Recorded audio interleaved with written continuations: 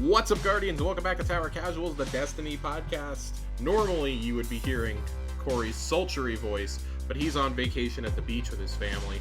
So instead, you've got me, Josh.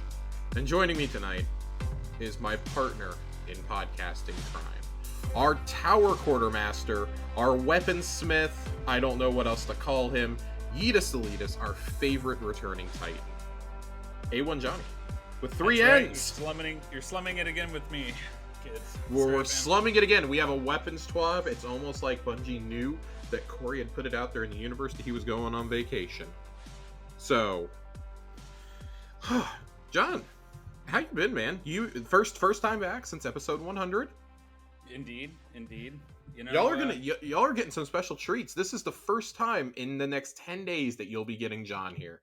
Of course, John's going to be joining us for the Destiny 2 showcase. I'm not going to call it Lightfall because Lightfall was always a work in progress name. Could very well change, and knowing our luck, it will, as if I keep saying Lightfall. So, Destiny 2 showcase. Johnny's joining us, Nerd is joining us, and Colonel Panic is joining us, making his long-awaited return to the show. We'll be recording it as soon as the screen says, thanks for watching. We will be recording it, and then I will be immediately posting it while frantically trying to get into the new season. Yep, we will be watching the in queue on our console. Yeah, I will probably move the Xbox into my office for the day just so I can sit here and be trying to load in while playing, or editing while playing. God willing, I won't have to do very much. But anyways, like we said, John is here because Corey is on vacation. We have a lot to get to tonight. We have some great questions tonight. We have a pretty, I don't want to say a meaty TWAB. John and I definitely did a double take this morning when Pete Parsons was tweeting about the TWAB, and we were like, oh shit, is something gonna happen? Yeah, they're dropping some bombs on us today. Everyone noted that Pete was tweeting about it. Most content creators were like, oh lord, here we go. Watts from DCP was like, of course we're not recording tonight, and Pete is tweeting about the TWAB. Fantastic. Rest assured, it's a good one, but it's not of massive world-changing consequences. No state of the game, no surprise projects or acquisitions here.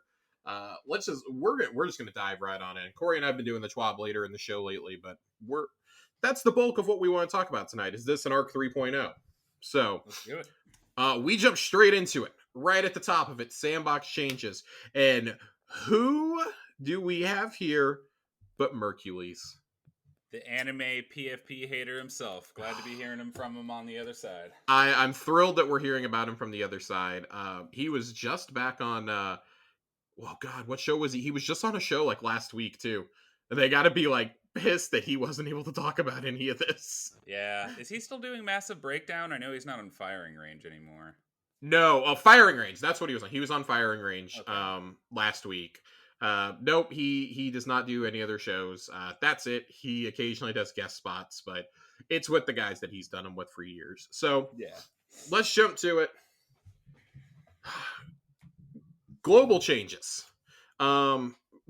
Okay, I don't know why we need to fix extra heavy ammo dropping, but we are. That really annoys me, but okay. And then several weapon stats previously hidden, including airborne effectiveness, recoil direction, zoom, and aim assist, are now visible in the weapon inspection screen. Thank you, God! What percentage of the population do you think are going to find out that airborne effectiveness is a thing next season when they finally see it on their weapon? At least 85%. That don't live on Destiny Twitter, that don't read every TWAB, that don't live on YouTube. They're just I would say even if you do all those things, you probably still don't know where to go to look at those stats. Like, you and me have long advocated Light GG, DIM, etc. Like tools that can get into the API to show these things. I have no idea why it took so long for these to become visible, but lo and behold, it has in fact taken that long. Sorry, I just heard like a banging on my ceiling, and that was really weird. Like somebody was telling me to shut up. We're So just getting yes. started, neighbor. Calm down. Oh my god. Yeah, right. Hopefully I'm not like yelling too loud, but I think Chelsea would have come out and told me if I was. Um that's cool. API tools finally coming in. We are starting, and it's going to be something we talk about later in this while. We are starting to see more and more things unified with Bungie's back end to just make it easier across the board. Um, on top of that, like, how many people do you think are going to complain about airborne effectiveness that never have before? Like, it's gonna be that, and that name assist, I guarantee you, are gonna be two major things that everybody complains about for like the next month. Yeah. um let's talk some weapons though, John. Hit I me. think you and I are excited for a lot of these changes here. We're gonna hit on the ones that matter to everyone, like, aka we're gonna skip the hand cannon one because it's for one gun, and big whoop. If you use Dire Promise, you can go read your own patch notes. Weapon archetypes: Scout Rifles. Increase damage of all Scout Rifles versus minor enemies. Your red bars in PvE by 10%. This is in addition to the baseline damage buff given in the Solstice Balance patch. Uh, Excited. I don't think we really needed more against red bars, personally. I think if anything, we needed more against majors. But I'll take anything I can get. It shows that Bungie still remembers Scout Rifles exist. Yep.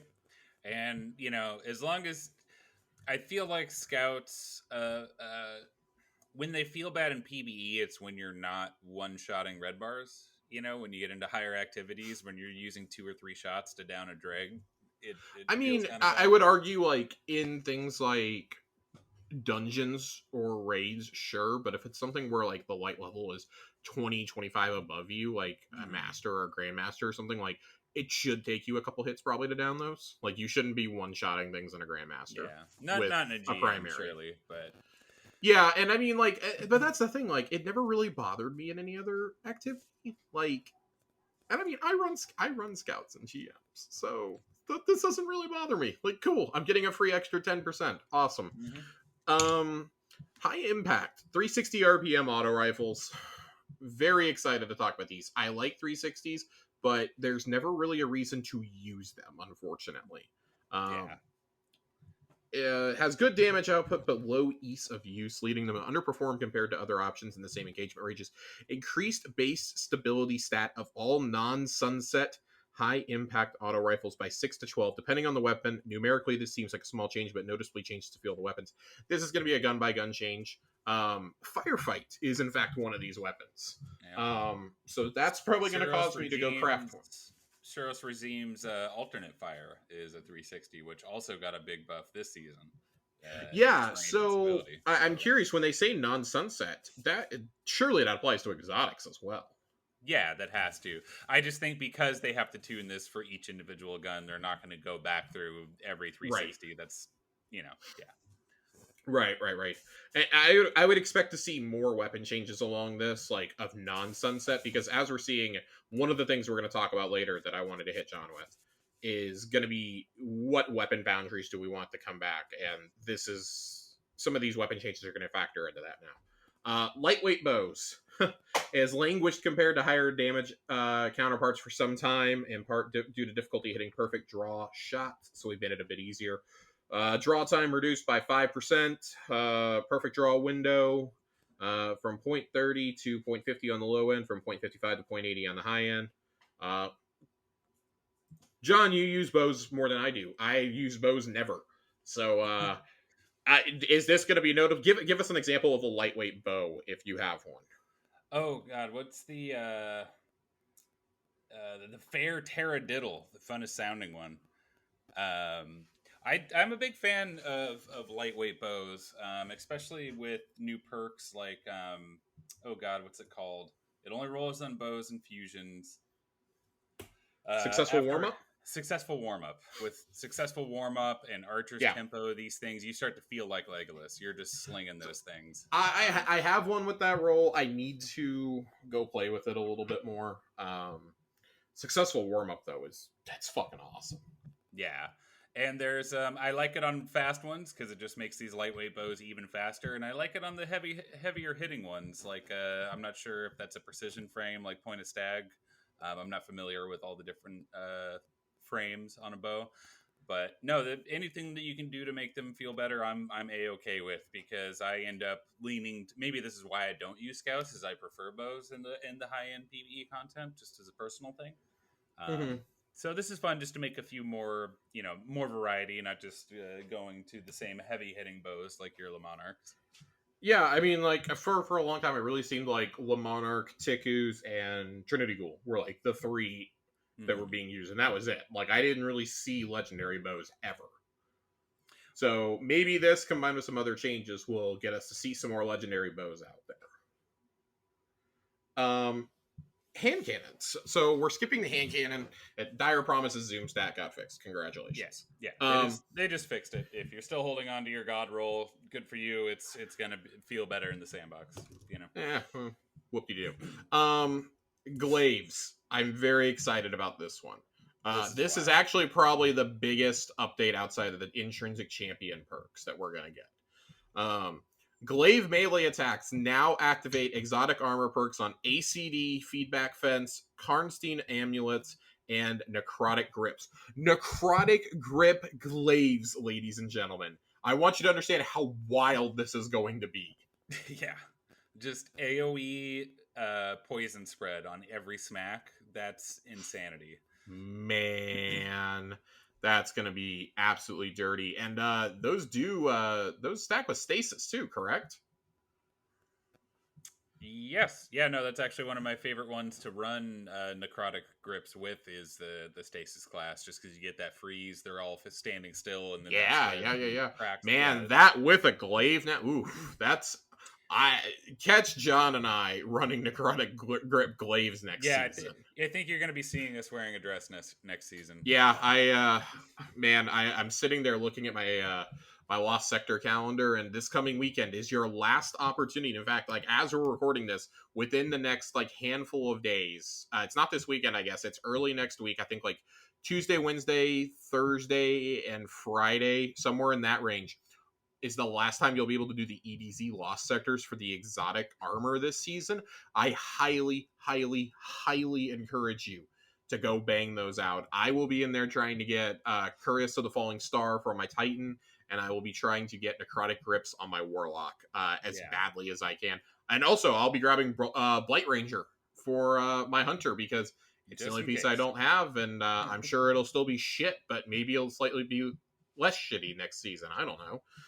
On that note, I do want to touch on the ACDO feedback. Hit me. You're the Titan. Hit me. Yeah, almost no one uses these. Sometimes it can be fun as an anti-aping thing in PvP, but basically when I have been known to use them when I run my Titan in PvP. Yeah, but you get hit by a melee attack, you'll discharge some chain lightning. If there's any sort of synergy or way to enhance chain lightning with Arc 3.0, that might actually be a spicy pick for PvE Titans with the glaive, because you get smacked all the time when you're running a glaive, right? So you smack one dude, you get smacked back, chain lightning, and that just keeps repeating. So we'll have to see if that feeds into Arc 3.0 in any way. Otherwise, I'm not sure why they would add that. I don't know. We'll have to see. Keep your eye on that one, though. I'm very curious on this one. But for sure, Necrotic Grips going to be in a lot of builds in both PvP and PvE. Like, if there's an arena mode next season, I fully expect to see Necrotic Grips everywhere. Breach grenade launchers. Concussion grenades can no longer roll in the magazine slot. Blinding grenades are a better option in the same slot that serves the same purpose. Great. That's just a quality of life thing right there. Yep. We've had many a good roll ruined by that. Heavy grenade launchers. Increase damage versus majors and above by 10%, excluding Parasite, which does not need to do more damage. Parasite does not need to do more damage. We ran Deepstone a few weeks ago.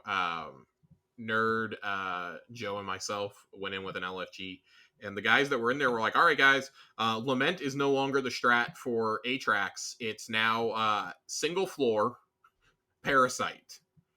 And let me tell you, that bar went from doop, doop, immediately. immediately. And That they were damn like, worm man, has stolen my title as Edus Deletus, you know? they were like, if you have they're like, if you're a titan and you have falling star, put it on. They're like, because if we get like even 3 of us doing it, we'll kill him in final stand. And we only had 1, alas, but it was quite funny. Everybody was very confused. I was trying to kill the boss by doing my impact damage from Mobius Quiver, and all anybody could see was just void everywhere. I almost made us wipe. um, Weapon pool. Updated the perk pools for Dares of Eternity weapons and added an origin trait. Um, Great.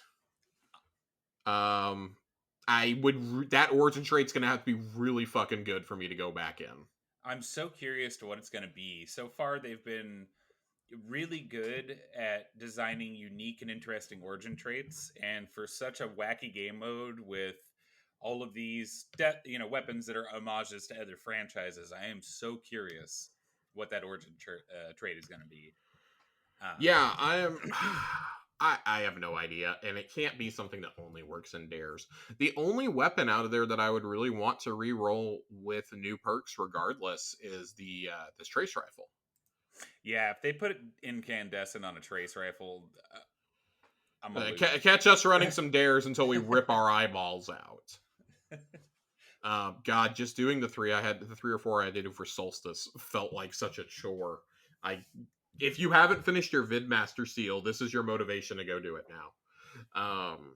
I will 100% be in there if Incandescent is on there. Yeah. But I am happy to see it. If Dares is going to stick around, then that confirms to me that the 30th anniversary stuff isn't being sunset like a lot of us thought it was going to be with whatever Lightfall ends up being. I mean, granted, it's 7 months away. They could still decide to sunset it, but I think that would set a really bad precedent to buy a $30 $25-$30 content pack and then vault it a year later. I think that's such a horrible and can you precedent. imagine a new light next year not being able to get Gallarhorn?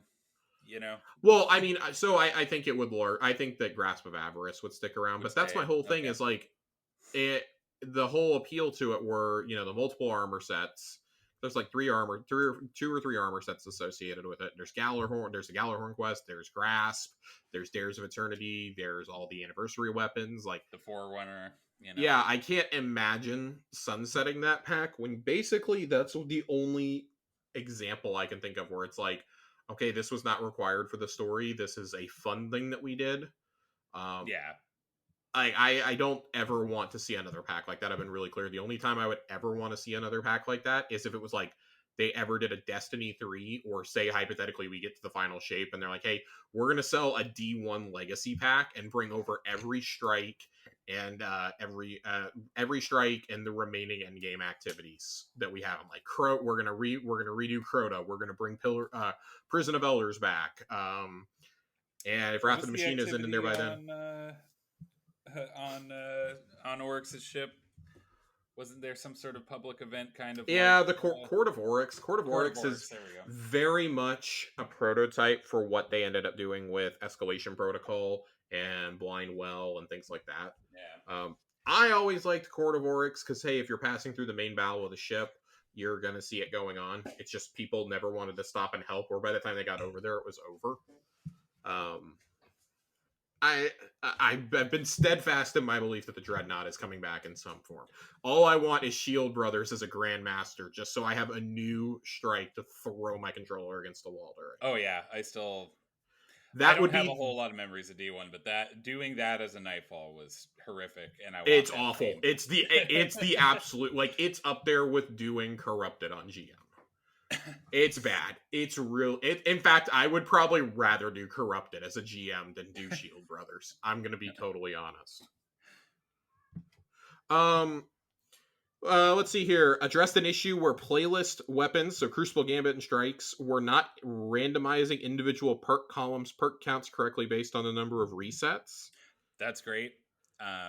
This has been one of my favorite changes so far this year, in a small way. I love getting weapons with like 5 perks on them I feel like it's a nice rewarding way of, okay, I've played a fuck ton of Crucible this season. I've Yeah, reset it's stats a ton of funny. So like times. the weapons I want it on are not in Crucible. Crucible is the one because of all the Iron Banner, all the trials, Yeah. all the regular PvP. Like that levels up so much faster than Yeah, I anything feel like else because Shaxx levels up so much faster than well, Zavala. there's so many different routes. There's the rotating Yeah. playlists and all that. Like Mhm. there's comp. Fucking Drifter, you have to do Yeah. Gambit because they took away his little dailies you could do, which top 10 worst decisions we've made regarding the tower was taking away Drifter's bounties you could do anywhere in the system. Yeah. And then Zavala, I mean, Zavala has like 4 bounties that can be done anywhere, and that's why I always go to him whenever I spawn in because I pick those up. I'm gonna say it, whatever faction or leader or whatever you pick up bounties from should give you rep towards that reset. Absolutely, because that's why I actually, with as many Nightfalls as I do, that's why I struggle to get the Vanguard double reset done a lot of the times, because I spend a lot Yeah. of time in strikes, but it's not in the strike playlist. I'm No, hustling higher level I Nightfalls and honestly, DEs. like, if I didn't just sit down on the weeks when it's like Arms Dealer or Lake of Shadows, Mhm. when it's double and I go in and run like a second or third level Nightfall just like 10 times in a row, I wouldn't have it either. It's just Yeah. absolutely absurd. Yeah, it feels like I have Shaxx reset twice before we're halfway through the season. Compared to Yeah, Zavala and I Drifter. just got my second reset with Zavala last weekend. Yeah.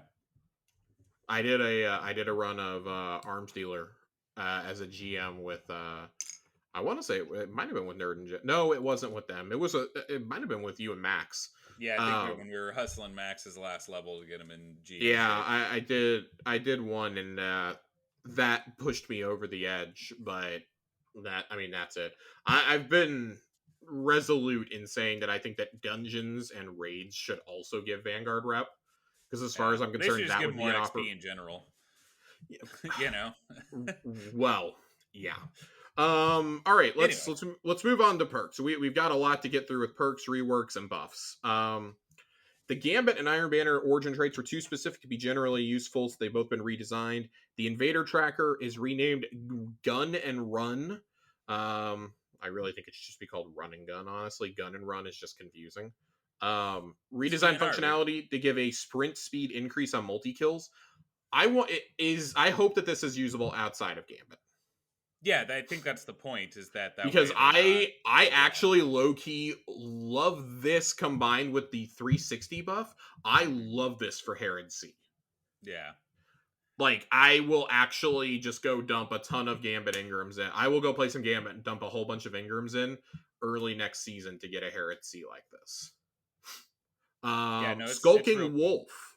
Skulking Wolf. Iron Banner's trait activates on kills while at low health, so it will work in all PvP now. and that's awesome. What John? Remind me what this perk is. It takes you off enemy radar.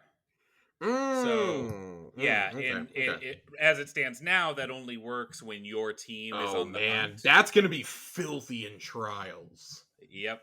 So yeah, Oof. so now you get a kill while at low health, and you'll disappear off the enemy radar for I think it's like 8 seconds or something. My fear is now that they're gonna have an Iron Banner bow combined with the lightweight bow I changes. mean, I'm oof. the last one was Point of the Stag, and it didn't have random rolls. So Iron Banner trace rifle, baby, let's go. let's go. Ambitious Assassin has fallen behind perks with similar functionality such as Overflow. So increased magazine overflow from 10 to 20% per kill on primary weapons only. Special and heavy are still 10%. Increased overcap flow from 50% to 150%. That's pretty nuts. Fucking love it. Fucking love it. I like both of these perks a lot. So does the increase cap only count on primary weapons? If not, does that mean you can get 3 or 4 grenades in a grenade I was launcher just pretty quick? wondering that myself, and I'm sure that's gonna be like the first thing that like Fallout or Astacross rushes to test. Yeah, can I get 4 rockets in a That would in be an assassin rocket? wild. Give me 4 lasting impression code duellos. Yeah. Wellspring had an internal cooldown to prevent it from activating too frequently. We no longer feel this is needed. Cooldown has been removed, allowing for rocket launchers and grenade launchers to return more ability energy when defeating groups within a single shot. Love it. Why not? For grenade launchers, cool. Rocket launchers, like who's using Wellspring on a rocket launcher? Yeah, whenever I see utility perks on a rocket launcher, I'm like, you are high. I get 7 of these things. I'm Yeah. not wasting them to get some grenade energy back. Perpetual motion was triggering frequently enough to be annoying, so we've disabled audio visual feedback on perk activation. Lead from Gold wasn't respecting the functionality of splitting the special ammo picked up when 2 special weapons were equipped. Now gives the correct correct amount of ammo to each weapon when 2 special weapons are equipped. That's why we got awesome. the nerf. That's why we got the nerf right there. Yeah. Yep. Concussion grenade. We already talked about concussion grenades. Vice Stinger was intended to grant ammo on weapons that support it and charge draw time on bows only. This was inadvertently applying to linear fusion rifles as well, making it too strong for an origin trait on them. So fix the bug. It will correctly only refill the magazine from reserves when it triggers on these weapons. So Storm Chaser just got inadvertently better. Because it's only real competition. Reeds just got kind of got a nerf.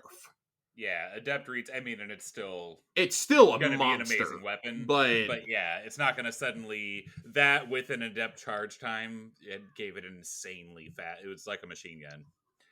And then updated the Zen moment definition, which they did not give to us. So maybe it'll make more sense to all of us now. They say it always confuse players, and that's true. That and particle repeater. So hopefully those actually make sense now. Here's the big meat. Here's the big meat of this section, though. Intrinsic anti-champion effects on exotic weapons. I really, really hope that, and they say that we will do this from time to time in the future as well. I think that like every other season, they should just do, if they have the manpower, we need to get like 4 or 5 weapons that have this. And we talked about this earlier. If it is a new weapon coming out that is an exotic, we know the season pass weapon already has them built in. Everything else needs to have some sort of anti-champion functionality, though, especially for fucking overloads. Because the overload weapons largely suck. Like, they just don't stun. The SMGs, the auto rifles, they simply don't stun quick enough. And until next season, the only way to get a intrinsic one was Divinity, which is not so easy to do for a lot of players. I can't believe that's the only one after 3 years of champions. Yeah. That's the only one. That's actually wild to me. I hate this. I hate it so much. But LeMonarch added intrinsic overload to poison arrows. John, I will let you have the floor for a moment now to tell people why this is the best anti-champion weapon in the game now that is not named Arbalest. Yeah, you have the floor. This is beautiful. I used LeMonarch and Tiku's a ton the season that I first got Conqueror when we had bow champion mods, and LeMonarch is I'm just going to go ahead and say LeMonarch is the best weapon for stunning overload champions. And it's primary ammo. You slug them with one round, and even if the actual arrow doesn't stun them, the poison very shortly after will, and that AOE poison spreads to all the ads around them, and it takes 5-6 LeMonarch shots, especially when you get good at getting the timing down to make each of them a poison shot. It's fantastic. That with the primary exotic damage buff. And a lot of people seem to forget too, so I like to bring it up every once in a while. Exotic primaries make heavy drop more often as well on kills. So this is a fantastic change for those seasons where your only overload options are shit. Like SMGs and auto rifles are just terrible at it. I just hate it. You get half a magazine into them and then they teleport, and then you have to reload, and then they're back at full health, and everyone's having a bad time. So always having LeMonarch in your pocket, especially if there's a void burn or a lot of void shields, that's awesome. So there you have it, folks. LeMonarch, essential Nightfall weapon now. If you don't have that catalyst, this is your opportunity to go get it done. I will say one thing before we go any further on this. I saw a tweet earlier about this, and I actually really liked the take that it had. Tie the anti-champion properties to the catalyst for the exotic, so it forces you to actually go do the catalyst, because half the old catalysts do nothing anyways. Yeah. Like, that would give you an actual reason to go grind out some of these catalysts, and like the people who are always like, oh, there's nothing to do in Destiny, well, you'll have something to do for like 3 days now before you know life this too. I don't know. That's my personal opinion. I would have liked to have seen it done that way. Maybe in the future it will be for like the year one weapons or something. Yeah. Like well, okay, let's not get carried away. Meta multi-tool should not have its tied to a catalyst. But the other weapons feel free. Yeah, and the only thing I can think is that adding intrinsic champions, there has to be something weird in the code. I can't think of any other reason why after Has to be. I mean, it's spaghetti code. That's what we always talk about. Because I can't see why else it would take this long to get so few weapons intrinsic. You know what I mean? It So I'm just gonna trust that I'm A1 Johnny, the veterinarian assistant, not A1 Johnny, the game dev. So I don't know what goes on behind it, but man, it would be nice if this was there was a more regular cadence of this, so we had a wider arsenal every season, and folks like our good friend Bruce won't have to be upset every time there's champ mods that they're not, with weapons that you don't like to use, right? That was cold. Love you, Bruce. Thunderlord added intrinsic overload. Malfeasance added intrinsic unstoppable to explosions, and as well as plus 25 to the base airborne effectiveness stat, up from 28 to 53 to match other precision hand cannons. Wishender added intrinsic anti-barrier. That this one is my big annoyance. Of all the possible weapons we could have given anti-barrier to, we went with Wishender. All right, I guess people will actually use Dichtinger now. Increased number of hits versus most targets from 2 to 3. More hits against vehicles, still 2 against players. Damage versus champs is increased, as well as majors and mini bosses by 10%. Draw time decreased from 8.2 milliseconds to 8.28 to 8.2. Okay, whatever. That seems very insignificant. Yeah, but any faster draw speed, I'm never going to be mad about. I think that is so microscopic, it's not even going to matter. Tiku's Divination gets a free small buff from the global lightweight bow changes. Draw time decreased from 612 to 580. Legend of Acrius. Who remembers this weapon? I did today while reading this. I was reminded that this was a real thing. I was asked like 6 months ago. A friend of mine got into Destiny for the first time, and he was starting to get golf balls, and he was like, "Hey man, what should I be buying out of this kiosk that's an exotic?" He's like, "This Legend of Acrius gun looks wild." I was like, "Oh my god, please don't buy that!" And he had already bought it. I was very upset, and I rescinded my offer to play Destiny with him. It's like, I cannot believe you bought this over like the other 6 weapons I told you to get first. But whatever. The Catalyst now grants Trench Barrel in addition to its other effects.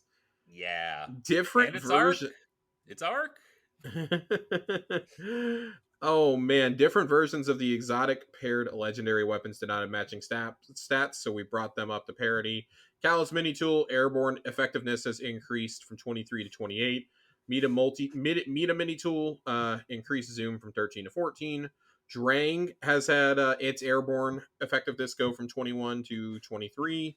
Sweet now, Business. Josh, the biggest Sweet Business airborne effectiveness from 27 to 30. Who is using this in midair? Fucking total Chads. That's who, Josh. Who is using this in midair is what I want to know. You pop heat rises, okay? You fly over some cover like an AC-130. Unfucking real. Fighting Lions Season 17 5% damage buff was rolled back as part of a fix for a larger bug. This is being reintroduced and increased. Now receives the intended buff, increased from 5% to 8%. Increased grace time for instant reload effect of Thin to Herd from 5 to 6 seconds. All right, I think we're almost... I see the end in sight. I just accidentally like screwed up my entire web. I accidentally like right click, then hit like print preview or something. So now I gotta scroll all the way back down. Reworks. So I want to address this picture here. Yeah, this Okay. is quite a picture to drop in a weapons tuning So squad, you know? it's collective obligation with a lot of dead ghosts around. I don't think we've ever seen this image before because I'm sure we would have talked about dead ghosts. Yeah. To me, this feels like that kind of looks like. So I'm going to speculate just a little bit. I've got it zoomed in. I'm looking at it. It looks like part of it looks like you're inside of a pyramid, Yeah. but the light behind it reminds me of the Leviathan. No, that's 100% on the left side of the screen. That's 100% the leg of a that assed horse and roll ship. Well, we're going in deeper, boys. That is a lot of dead ghosts, though, and there are some theories that I've had that I floated to John earlier. I'm gonna be that guy. I'm gonna keep them to myself. I want to see what the 23rd brings us 1st. Mm-hmm. If we don't get any like further movement on my theories, then I will share them. But I want to see kind of where we go with the story first, both with that and what the next season will be about before I start running around screaming about time loops and vex fishes. Um, But Bungie is not known to throw shit in there for no good yeah, reason. no, absolutely not. They know this is going to drive the community into a frenzy, and with us being like 12, 10, 11 days away from that, by the time you're listening to this, it'll probably be 11 days. Um, yeah, the people are already having meltdowns over this. The more that they start, I did not notice it on my first read through. John sending me a picture is what caused me to go, oh shit. Um, so with that, let's talk about reworks. This is definitely gonna be has gone over well with the PvP community. A community normally looking to find something to be upset about. I mean, By I'm and sure that large, I'm happy sure by today. tomorrow morning they'll have found something in here to be mad about. Lord of Wolves. Decreased starting ammo in PvP from 15 to 10. PvE unchanged. Reduced burst size from 10 to 5 shots when Release the Wolves is active. Reduced burst delay, time between bursts, by 60% when Release the Wolves is active. Decreased base damage by 20%, now deals 35 per shot to the body in PvP, 44 with Release the Wolves. Increased damage in PvE by 20% to compensate. So it brings it back down. This is like the 4th time we've had to nerf this motherfucker in PvP, first off. Yeah, this is just one of those problem weapons where, unfortunately, just what it does intrinsically, it's so hard to balance in PvP. You know, Yeah. it. I feel like this is one you just gotta kind of. I mean, this seems like a good middle ground, and they've been working their way there. I like that every time that they do that, they give it a little bit of love to make it a little better in PvE, so it's not just a exotic everyone leaves in collections and never thinks about again. But I like the yeah, PvE buff to this. I don't know that I will run this in PvE, but for the new lights in your life who still think that running an exotic yeah. shoddy in Hey, PvE is a good idea, here you go. hey, the next time we get unstoppable shotguns, this might be fun. That actually would be dude. Give me overload shotguns now. Dead Man's Tale. Cranial Spike was causing issues with unintended damage scalers against players and felt unpredictable both to use and to fight against. So change the effects of Cranial Spike to no longer buff damage versus players. Instead, grants increased reload, aim assist, and range per stack. Still grants additional damage versus PvE combatants. Upon reaching max stack of Cranial Spike, the catalyst will now increase hipfire RPM by 50. It will fire at 180, but will deal reduced damage per bullet, 20% decrease. I love this. This lets me be the hip firing cowboy rifle that I always wanted it to be. Yep. That's gonna be wild. Momentum control, look out. Yep. Collective obligation. God damn, nobody uses this gun. I have heard nobody talk about this thing. You got it and Josh, you were basically there when I got it, and you threw it I right into the vault. John was more upset that he didn't get the legendary glaive than he was with happiness from the exotic. I'm probably the only person in our group who would actually want to play with this gun, and even I don't want it. I don't even want this pulse rifle. it has so much going on. It's so unique. It looks amazing. It's just, I think what killed any want to build around it is that you'll have to do so much work to get it all going, when I could just slap on any void weapon of any kind and give it volatile rounds. So I like that you say that because they've reworked the gun here. Yeah. Increased void leech timer to 15 seconds in PvE activities. PvP remains at 10 seconds. Removed the cooldown. Added 20% damage bonus against PvE combatants only while leech is active. Takes less hits to fully charge the leech. Kills against debuff targets instantly charge void leech. Is also instantly charged when your character is affected by void debuffs. Does not work if hitting yourself with your own suppression grenade. Um, and fixed a bug where Umbral Sustenance was activating with non-void overshields. I don't know if this is actually going to be worth using or not, but it's an attempt. An attempt was Yeah. made here. This will probably be the last pass this gun gets for quite a while, too. Like, for better I'm or interested to worse. see, but like I said, after I got it, I spent a good couple days playing with it, and it was so much work to get going. And in lower end content, everything already dies so fast, it kind of doesn't matter what you're using. And in higher end content, Yeah. well, if I'm going to be running in an exotic pulse, it's probably going to have nanites, not weird void effects. So Yeah, no, it's 100% going to be nanites. That's the only thing that you want to run, or it's going to be something called Mad Boo Boo or something. You know, rhymes with Mad Boo Boo. I don't know. yeah, some sentient hungry gun. Let's talk about the one that's got the PvP community really happy right now. In the next update, this is not even happening next season. This is happening right now. We will be reducing the effectiveness of damage resistance used by Omnioculus and Whisper of Chains in PvP. PvE resistance is unchanged. Worth noting, this is still a top tier PvE exotic. And I highly encourage you, if you run Void, there is no reason as a Void Hunter to not have a good Omnioculus in your arsenal. You should have this and an Orpheus rig, depending on what content you are running. You should always have those if you are a Void Hunter. Tier 1, 10% to 2.5%, 15 to 5, 20 to 7.5, and 25 down to 10. This is extremely, I feel, fair. I don't think that anything else needs to change about this. I have already seen a few people saying, oh, I don't think that that's going to be enough. Shut the fuck up. Respectfully, shut the fuck up.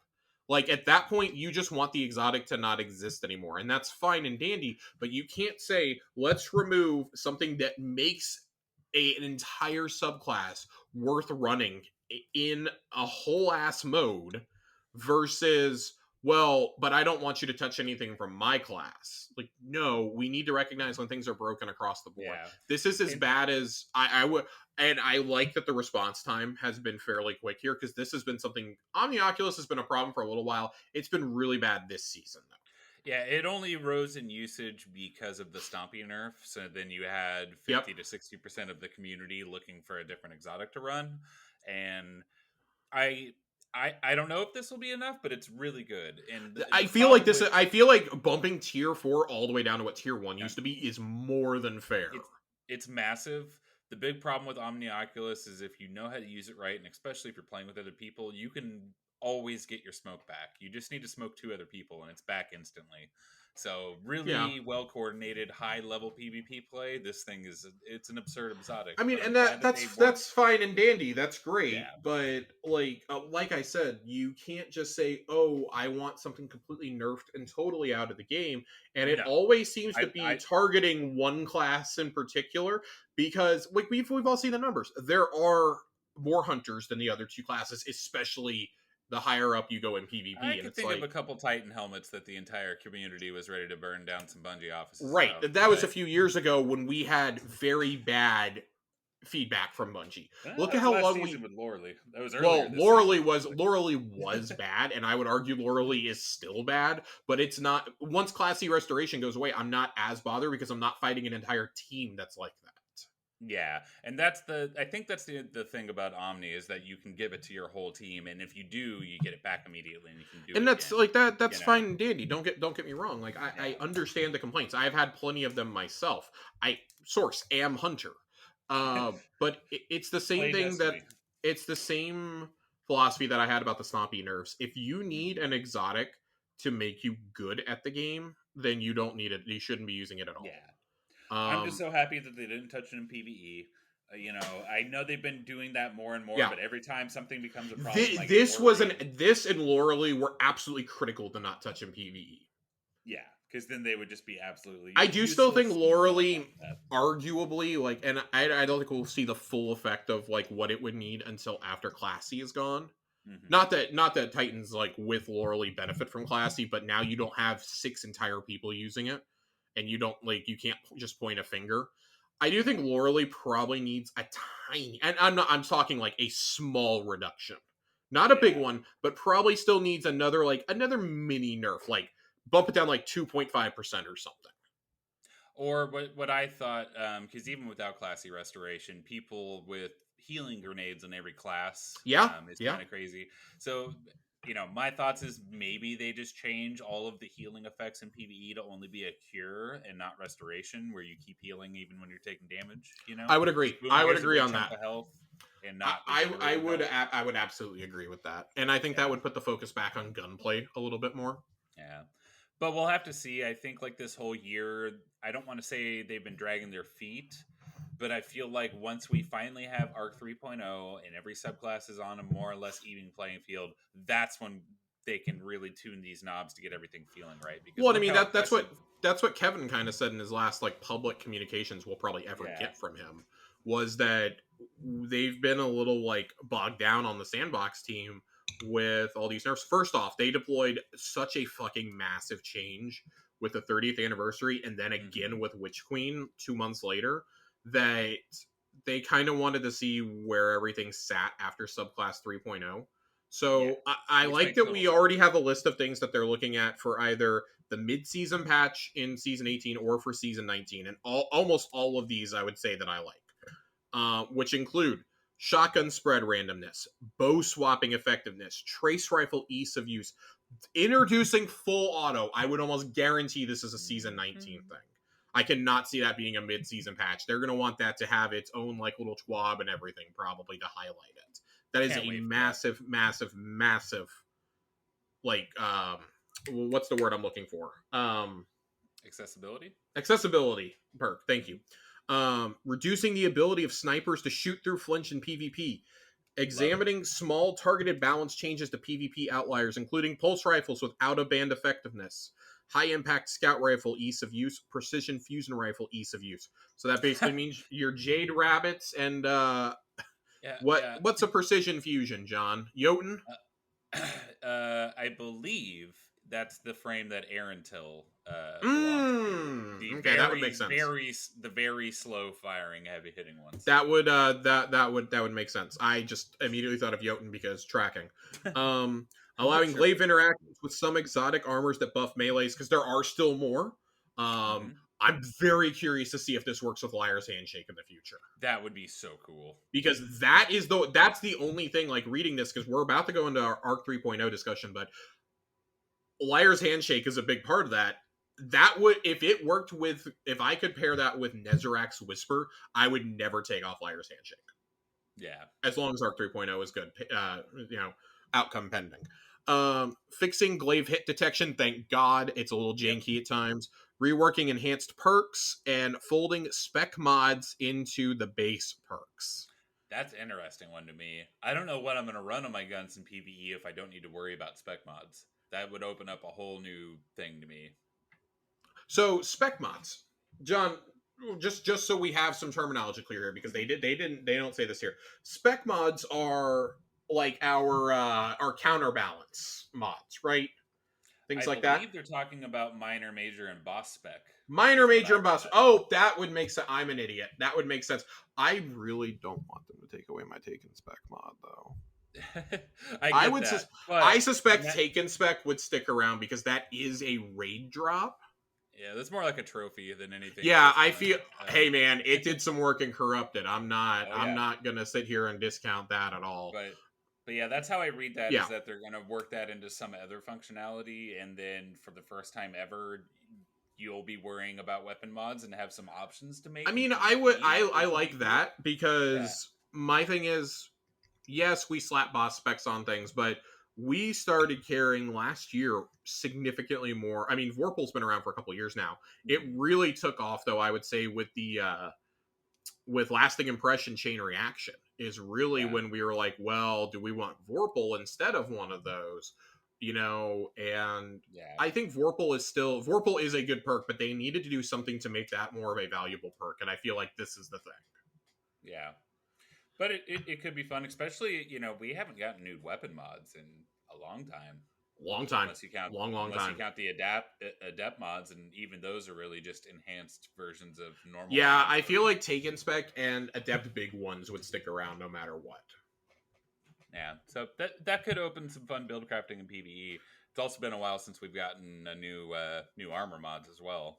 We've been sitting on we got no new armor mods this season or last. I think the last time we got them was Lost.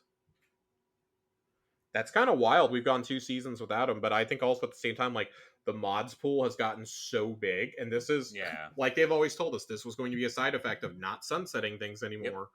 So almost makes me wonder what kind of crazy stuff we would have saw if that treadmill of sunsetting would have kept rolling. If we only had elemental wells for a year. And then, boom, I kind of wonder that, but at the same time, how long would we have also spent trying to fix them? Like, to where they weren't, like, remember how broken Warmind cells were? Like, imagine having to deal with that for like an entire year. Like, nah, I don't want to listen to that complaining. I'll take this. I don't think we have anything else left in the Schwab we really need to talk about. Nope. Exotic ornament voting will start on August the 16th for which weapon we want the ornament for. Sweet Business, Rat King, or what was the other one? I forgot what the other one was. Sweet Business, Rat King, Arbalest. Arbalest is going to win, right? Arbalest is the one that should win. Sweet Business would be nice, but Arbalest is realistically the one that actually gets used out of those 3. Yeah. And then they kind of detailed the process a little bit more. Like, they're going to give the artist a few months to design these, and then we'll vote on them again. And then it'll actually go into production. That's part of why it's so far out. But, man, knowing that this is like 4 seasons away is a little ridiculous. I do want to see more things like this, though. Yeah, that's awesome. That's just kind of the reality of game dev, I guess. It's kind of crazy to think that it takes that long to make one ornament. But I mean, think about when we were voting on our mech armor versus when we're going to get it. I mean, that wasn't that bad, though. We voted on that shortly after Witch Queen came out. We voted on that like in March or April, and we're going to get it in October. I would say that's nowhere near as bad. Like, this is a little bit different because they're hiring an outside contractor to do it. Yeah. And they've been really clear about that. Like, and I mean, that's somebody who, like, their job is not to explicitly just design this stuff, right? And I imagine there might be some back and forth between the community artist and the actual person making the ornament of like, hey, this isn't going to work for this reason. This is how we're going to adjust it. Or I don't know. I would say that's a near guarantee. But John, while we have you here tonight, I wanted to talk about our essential Arc 3.0 weapons and armor to bring along. I had said bring 5 weapons along. I don't really have any like perks picked out for mine personally, just because like I think especially with crafting, there are so many good options now. Yeah. Are we gonna start with exotics? Let's start with exotic armors. We're gonna roll exotic and legendary weapons in together. This time around, we usually take far too long on these. I don't really want to be here for an hour and a half trying to break down a handful of weapons. Saying I rant too much about weapon perks, Josh? No, I'm saying that both of us do, and this is to keep us on track because we have several questions to get to tonight as well. Arc 3.0, though. John, let's go ahead and kick it off. I think that you and I have at least 2 of the 3 same exotic pieces that people need to have going into this. Yeah. Let's get the big boy out of the way. Couriers to the Falling Star. Yeah, we don't need to explain Curris to you guys. It's already a must pick, and Arc is bad in every other sense. So yeah, compared to that's going to be big boy damage though. Yeah, Number 2, we already talked about it briefly. Liar's Handshake. Liar's Handshake with if they give me the ability to use it with Glaives is going to be incredible. But that paired with a 1-2 punch shotgun is just going to be devastating. Yeah. And no memes. Maybe Legend Vacrius with Trench Barrel into that Mega Punch. I mean, yeah, we'll have to see. We laugh at some things. Like I remember when you and me were looking over Caliban's, reading it when this season came out, and we were both like, okay, whatever, dog. So I don't know. On paper, it might sound boring, but we'll never know until we see it in game, and suddenly it's a strat. For sure. My Warlock pick, and I granted I do not play Warlock nearly as much as John. My bias answer is the Crown of Tempest roll that Xur sold a few weeks ago. That was a natural 70. It's just absurd. If you didn't get that, I'm sorry. My serious pick is Geomags. Yep, that's a safe bet for sure. Yeah, Geomags. I mean, and I know that it's a cookie cutter safe pick, just like Curus. I mean, for hunters, I could have picked any of the like 4 armors that I have held on to. Been here for 4 years. Raiden Flux has been here. I have a good Raiju's that I've just been sitting on for 2 seasons now. Yeah. It's like a natural 69, I think. So I'm sitting here waiting, hoping, and praying that Arc 3.0 is good for hunters, but it probably won't be. A Geomags, though, man, you just can't beat it. You can't beat it. I want to live in a world where Getaway Artist is a high-end PvE pick. Get that super arc buddy going, that there's enough synergy and things you can mix and match with. I mean, hey, this may be the time that it happens, though. I 100% could see an aspect that buffs that. Yeah, absolutely. And I mean, like, with the exotic armors, we're also just like, we are sticking to safe picks because we don't know. Arc is the one that needed the most work. And Arc's always been a PvE. We're going to shift to like some Arc 3.0 speculation in our questions, but I'm a little worried about the synergy here but then again, I mean, they've gone 2 for 3 as far as I'm concerned. Like Solar, everyone's like, oh my god, Solar sucks, and then they're like, oh my god, Solar's actually really good. You just have to know how to build. And recovery is so important now. So we'll see how that one goes. And I can play a Titan healer now if I want to. All right, so Lumina, baby. Let's go weapons now. John, you hinted that you have some exotics. Yeah, I want to throw 2 right in the trash because I feel like they're too obvious. Risk Runner and Trinity Ghoul are kind of the closest that you could point to of like, this is what arc identity means for a weapon. Yep, right. 100%.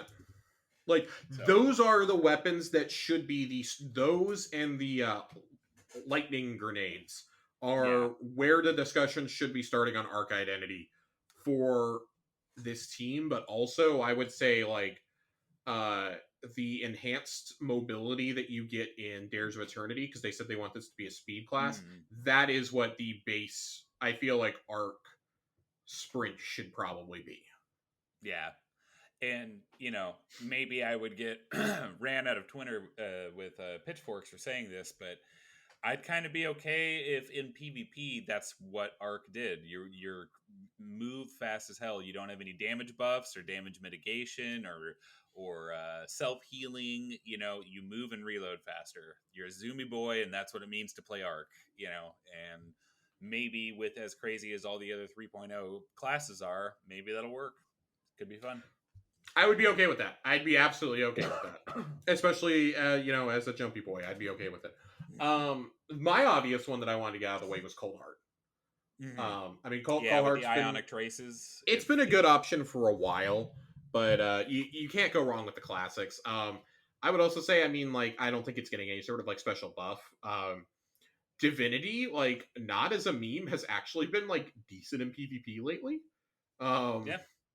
I have actually run it in PvP.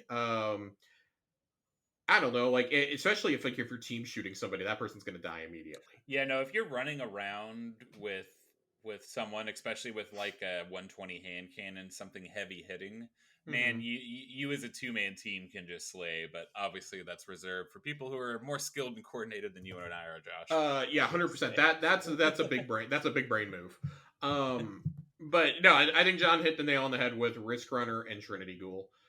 Let's shift into some legendaries. Okay. I admittedly, I asked John to bring a couple of weapons. I asked him to bring 5 weapons, and that's partially because I came to the realization I do not run a ton of arc weapons. Just like totally, completely putting it out there. I do not run a lot of arc weapons. It just does not fit into my identity. I run a lot of arc mods, but not arc weapons. I guess I would say before we shift into weapons, 2 absolutely essential mods that you need to have for any arc build, really any build period: Powerful Friends and Radiant Light. I personally really like running a Charged with Light build still all these years later. I will take any extra damage I can get, especially when I'm typically like on a support class. I'm not like, I'm building those stacks and I'm not really expending mine because I'm not killing anything. So when the time comes for me to deal big boy damage, I can do it. Or I've got like just that extra little bit in Divinity, and like you see all those ticks coming up, like it's adding an extra like 200-300 to every hit. That can be the difference between wiping or passing on a DPS check. So I would say one to really keep an eye on. There's an arc elemental well mod that gives you 2 arc elemental wells for getting a finisher. So you can constantly feed your arc. Yeah, so that's normally I don't run it because I haven't been running arc in PvE, so I haven't needed arc elemental wells for anything. But next season, I have a feeling that's going to be a big thing. You can use that to make you charge with light. You can use that to make your arc melee abilities do 50% more damage for like 15 seconds. You can use it for Font of Might on arc weapons, so it's the only one of the elemental wells that you can really just get on demand like that without having to meet some sort of condition. Yeah, I want to go ahead and knock my first 2 out of the way because they are, really 3, because listen, Storm Chaser, if it's not your number 1 pick, for a legendary, I don't know what to tell you. Yeah. I have no idea what to tell you there. That should just be like absolute guarantee right there. Yeah, it's such an obvious pick that I'm shocked that we didn't see them reduce the damage. I really cannot get over that at all. I think that is shocking. In fact, it's funny, like all of my picks, I'm sitting here saying I don't use a lot of arc weapons. I've used more arc weapons, I think, in the last like 2 seasons than I ever have before. Storm Chaser. So Storm Chaser, I assume, was on your list, John. Yeah, that was in my hey duh section. I'm gonna try to hit one that you probably don't have on your list, but you might. I'm gonna go with. I've talked about it a lot on the show, so I don't want to dwell on it. If you want to hear my full thoughts on it, you can go back and listen to John and I's Vow of the Disciple recap. Insidious. Yes, the pulse rifle. I have kind of put it away because I had so many other good options to run, especially this season. I've been running Callus Mini Tool a lot in that slot instead, but goddamn, man, that thing hits like a fucking Mack truck. I love everything about it. I like the crafted perks. I like the rolls you can get there.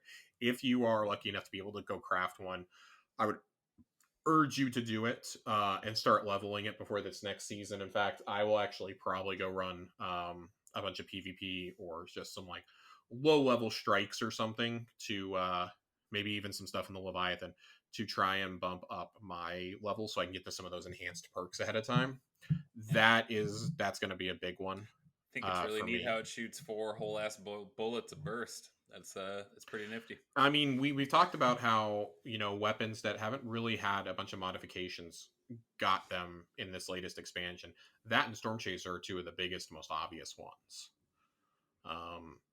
So I really, really like Insidious. That's probably my number 1 like real pick. Storm Chaser is a no duh pick, but John, hit me with one. Hit me with one on your list. Well, it's funny. 2 things are funny about my first pick. One, you mentioning needing to, hey, I should probably go level this up. and 2, the 360 buff that's about to happen. Come to pass, the Arc Throne World Auto Rifle. I'm going to be honest with you. I forgot that this thing existed. Me too, until... I also thought that it was void until this very moment. Me too, until I decided to do a light.gg search on which Arc primaries roll with Golden Tricorn. Come to pass is the only one. Come to pass is... Can you craft it with Golden Tricorn or not? Yep. So, ladies and gentlemen, that should absolutely be on your list to go get. Not only with these buffs, but man, if they insist on continuing to do like Overload Auto, this is going to be an awesome pick. Yeah, and for the kids at home, if you haven't messed with Golden Tricorn much, that is a 50% damage bonus that you can constantly refresh just for getting arc ability kills. I'm very happy that I was able to get Summoner with that. Yeah. Any primary weapon with Golden Tricorn is an auto lock for me.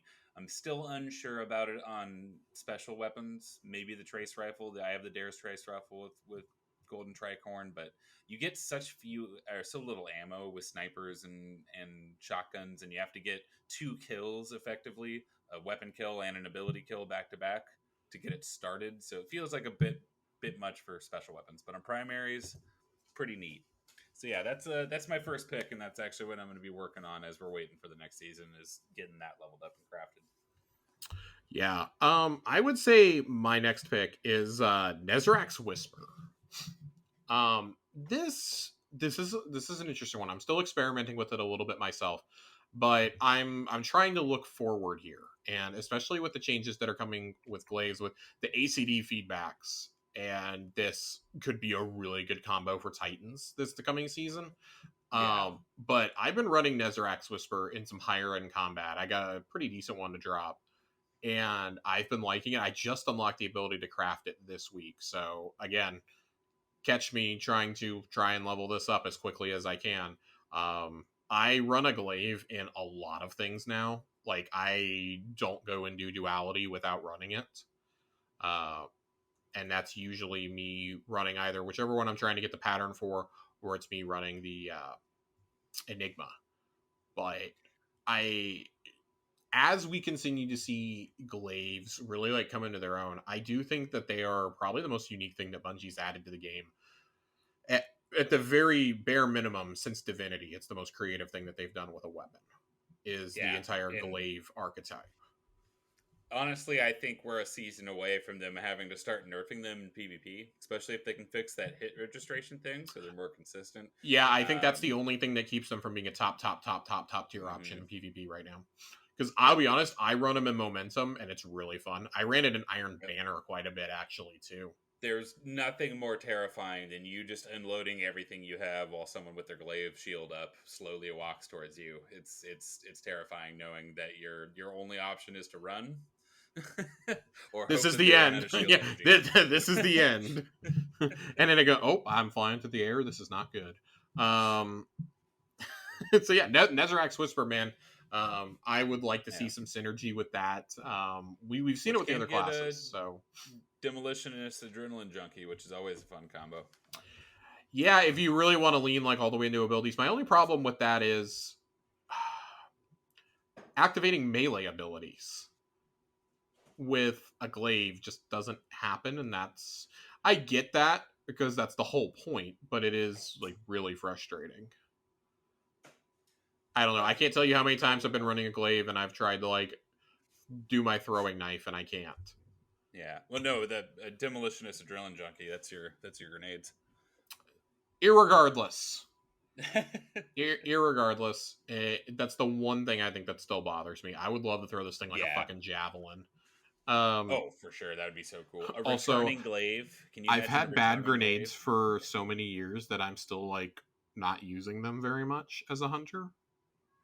Our grenades. Okay, you'll get Warlock grenades next season. You'll be good. I'm so excited. I'm so excited to get Warlock arc grenades. That's all I've run up. My Void grenades have been Warlock grenades. My solar ones have been Warlock grenades. It's been great. You should play with the Thermite grenade, the Titan one. That's pretty fun. The trip mines are about the only thing that we ever had of use, and even then you had to be like really good with it.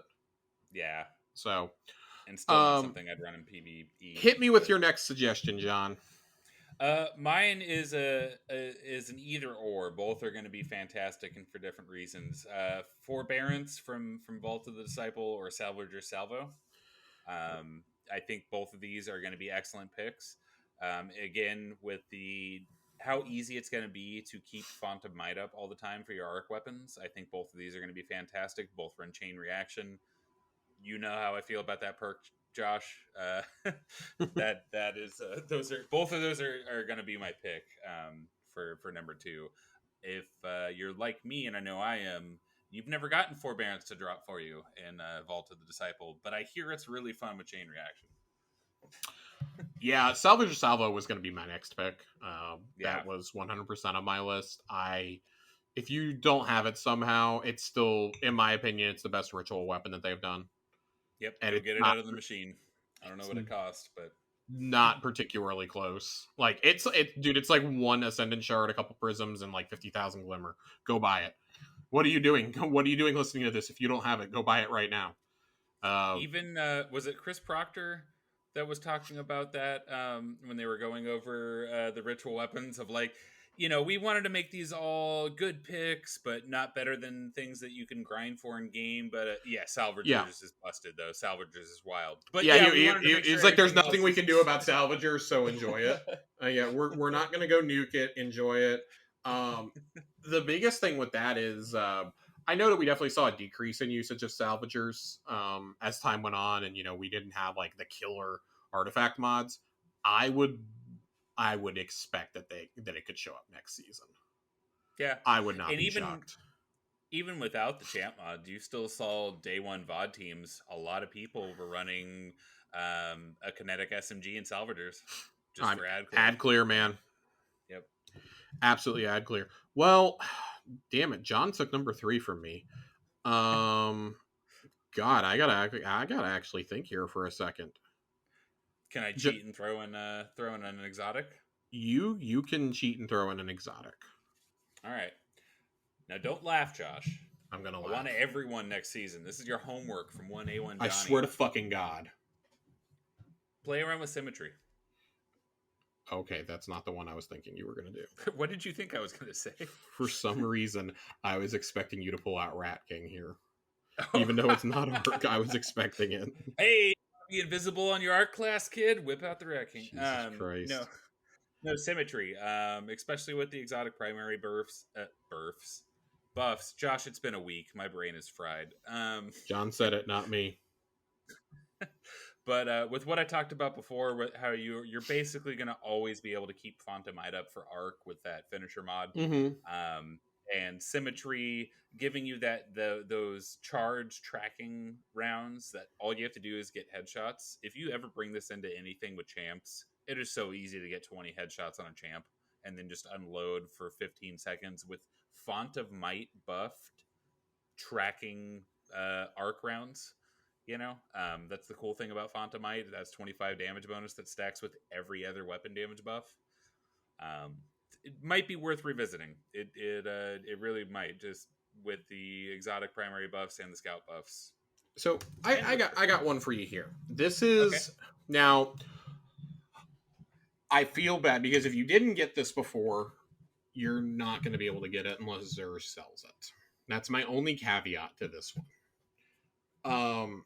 But I am curious to see how LMG buffs are looking on legendaries these days. So this isn't really a suggestion. This is more of a, I'm actually pretty curious to see how that works out.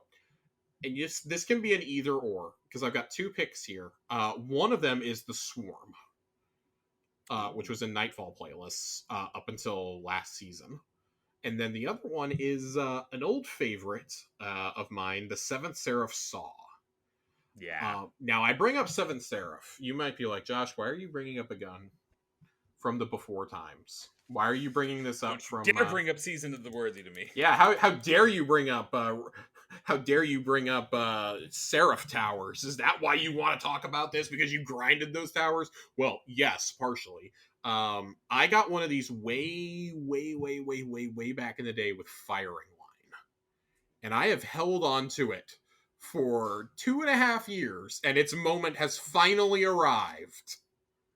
I'm very excited to play with this. This is more like an experimental pick on my end, but a legendary LMG. Either one of those. I think they both have their merits. I Yeah. have a swarm with dynamic sway on it. I really like dynamic sway on guns. So very excited to try those. But hey, if neither one of those tickles your pickle, Thunderlord is sitting right there waiting. It's Especially with the intrinsically overload now. But man, I'm thinking about that gameplay loop. You stunned him, and then you unload. You see the lightning from the sky crashing down. It could be fun. I'm gonna mess with it for sure. John, give me another one.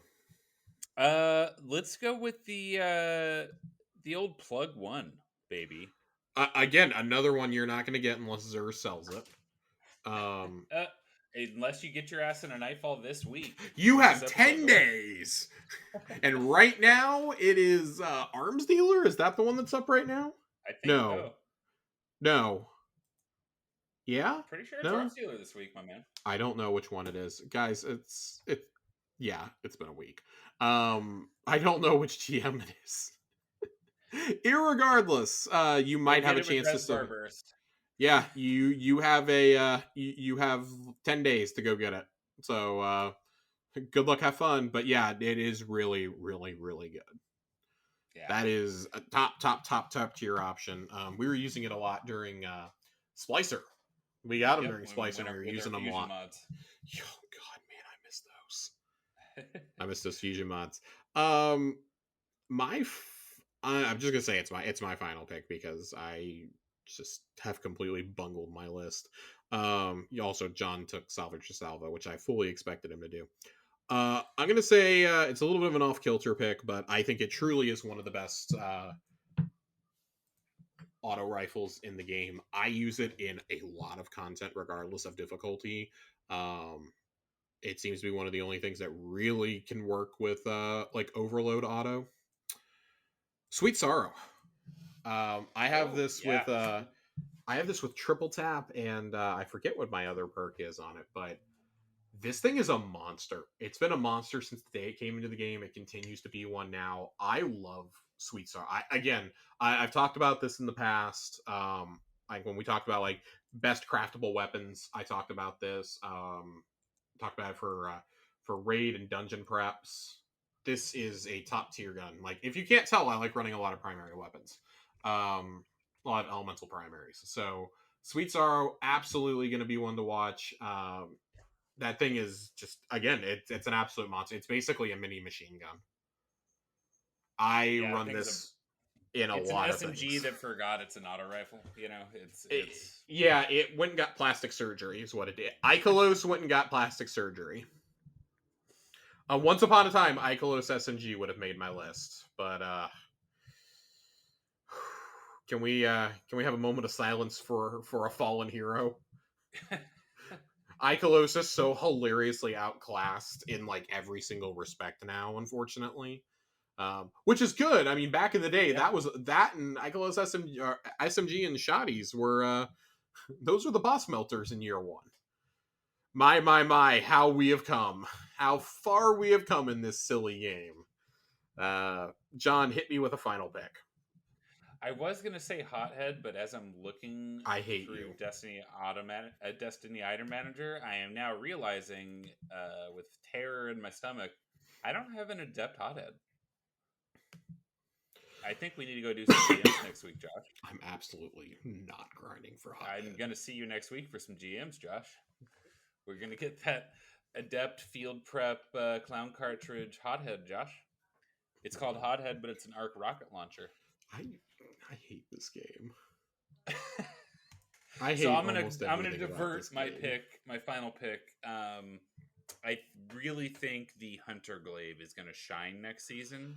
Let's go ahead and tie together everything I've been saying about all my picks. So. I hope you're right.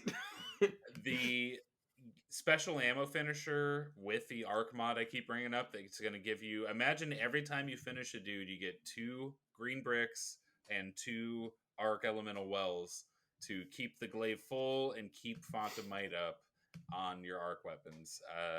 It could be good, especially if, like we talked about earlier, there's anything in Arc 3.0 that buffs or synergizes with chain lightning effects. Mm-hmm. Could be wild. Could be cool, man. Could be cool. Well, there you have it, guys.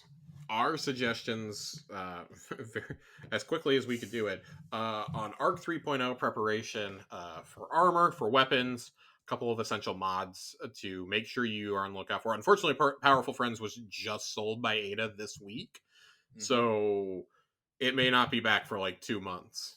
But follow whatever bots you have to, or do whatever you have to do. Convince an ailing grandmother or somebody to log in on your account if you're unavailable the day that it comes up. Get somebody to log in and get this for you. Log in on Stadia, damn it. Log in on Stadia, damn it. That's right. All you have to do is be able to get to the tower. Let's shift gears a little bit. Let's go to questions. I know that tonight John and I were originally. I had a fun topic prepared for us. I did not expect the TWAB to be as beefy as it was, though. Like with as many like meaningful changes we needed to discuss. So we're gonna table the discuss. John and I were gonna have a discussion on seasons tonight. We're gonna table that for a later time. We instead had to talk about aerial effectiveness on Sweet Business. Yeah, I kind of want to see what happens in 10 days before we have that discussion also, because if this next season doesn't have like some serious changes, then like bookmark it. End of September, we're having a discussion about we'll be seasons. back to be mad in just a few weeks. Yeah, I'll be back in like 6 weeks having a coronary over here over this. We have several questions tonight though, because I inadvertently missed one last week. And then we got 3 that came in today.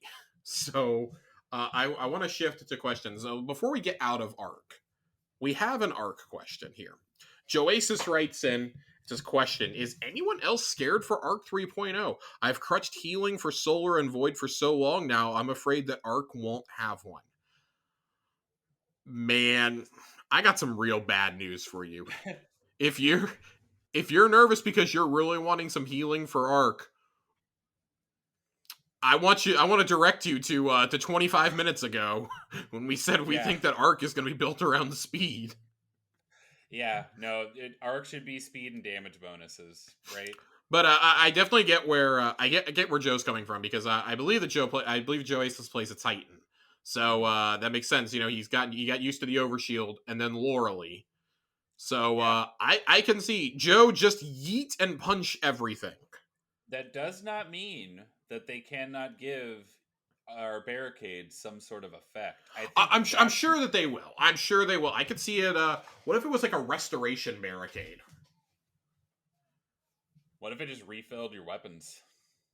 Something, you know what I mean? Like that. Yeah. That's what felt so bad when Void 3.0 came out. Going to any other. What if popping your barricade reloaded your weapons and gave you a speed boost for 8 seconds? Yeah, it just needs to do something, so it's not literally just planting a wall. You know. No, but like if it's a mobility class, you should be able to pop it and keep running, basically. Yeah. What if? Now, hear me out here. What if you go to pop your shield, and this is never going to happen. This is why I don't work at Bungie, okay? But you pop your shield, and instead of planting it on the ground, it's a fucking arc shield off to the side while you're running, and you're blocking from the side. But as long as it's up, you have extra mobility. You have double the movement speed. Okay, PvP community, it's at Josh_Finn on Twitter. I'm just saying, what if that was a thing that happened? John, what if that was one of your aspects, similar to how Hunters got gunpowder gamble? Oh god, I would love it. Guys, the euphoric, orgasmic scream that you would be hearing is from John, all the way in the middle of nowhere, Oregon. The only way they could top that is every time I pop my barricade, like a big Joker-style boxing glove on a spring comes out and smacks a dude. You know. Nope, you're done. You're done. I would not worry about ARC having a lack of healing, though. I think that will be part of the fun of it, is that you will need to rely on your team. You should have someone on your team that is either providing overshields or heals, mitigating that damage somehow, stasis by freezing and slowing. You know, it's a cool, intricate sandbox that they're building, and I'm excited to see how the final piece fits in this game we call Destiny. Very excited. And I think that you'll have better synergy between the three classes now. We'll know what needs to get buffed and what needs to get nerfed. I don't know why. I did hand motions like sitting here in my office and I'm not on camera, so I don't know why I did that. Good practice. Let's hit Andre. I saw your question this week. Andre, you son of a bitch. Favorite exotic chest piece, the ornament for it, and say you get switched classes. So John would be a hunter and Josh, you would be a titan. What exotic chest piece are you rocking? The kicker is you can't use the same one that was already set. All right, so I'm going to have to like really think on this one because I know what John's going to say for his exotic chest piece, and that's a problem. I don't think you do. All right, John, you go first then. So I'm going to assume that this is for our normal class. So favorite Titan exotic chest piece. It has to be Heart of Inmost Light. Oh, thank fucking God. Don't worry, Josh. You can pick your. I love that you left the one that I know. Heart of Inmost Light, especially since Stasis and 3.0 is just insanely. It's hard to put down. I'm actually almost glad we have Loreley because I was almost bored that right after this season launched, when I was playing with and experimenting with Solar 3.0, I was worried that I was just going to use Heart of Inmost Light for everything like I did with Void 3.0, just allowing me to constantly spam all of my abilities, making all of them do more damage. It works on every subclass. It's just that's usually where I point new Titans. I'm like, get that thing. It doesn't matter what you're running. It'll help. Right. Hit me with your favorite ornament. Favorite chest piece ornament. Favorite chest piece ornament. I don't. Well, okay. So no, Andre wants it specifically for this one. Oh, for this one? Well, unfortunately, there's only one ornament. Yeah, no. Just give me your favorite one. Period. Give me your favorite exotic chest piece ornament. Okay, the Helllllooooooo Heart Titan ornament that makes it look like a jet stream. There's even little like do not pull tags like you see on planes when they're. So it's funny. I would have said that, but with the one that makes it look like it's on fire. Yeah, no, there's 3 different ones and they all look cool, but I like the jet one because it makes it look like cold steel and it changes the flame to blue, and I think it's cool. But yeah, that one's super neat. I wish it was more useful than Heart of Inmost Light because damn, it looks cool. I guess for me, listen, let me tell you guys something. For hunters, like in terms of usable chest armor, we've got 2. We've got 2, arguably 3. We've got Omnioculus, we've got Dragon Shadow, and we've got Sixth Coyote. I guess if you're feeling like a really gutsy Ophidius Spate could work too. I'm personally gonna go. I'm gonna go Sixth Coyote. I really like the double dodge. It is fun. With the utility that dodges give you now, yeah. Invis being tied to dodge, reloads, etc. Like, man, You have all these perks now, like, oh, you activate a class ability and it activates some of these things. Especially, I mean, with like classy and things like that. It's top tier exotic. My favorite ornament though is for Raiju's harness, the Xivu ornament. That thing is disgusting. Oh, I didn't realize they made a Xivu ornament for that. They made a Xivu ornament for Raiju's 2 years ago. It was shortly after it came out, and I was all mad that they made it. And I was like, oh, I guess I'll just buy this in the hopes that it ever becomes good.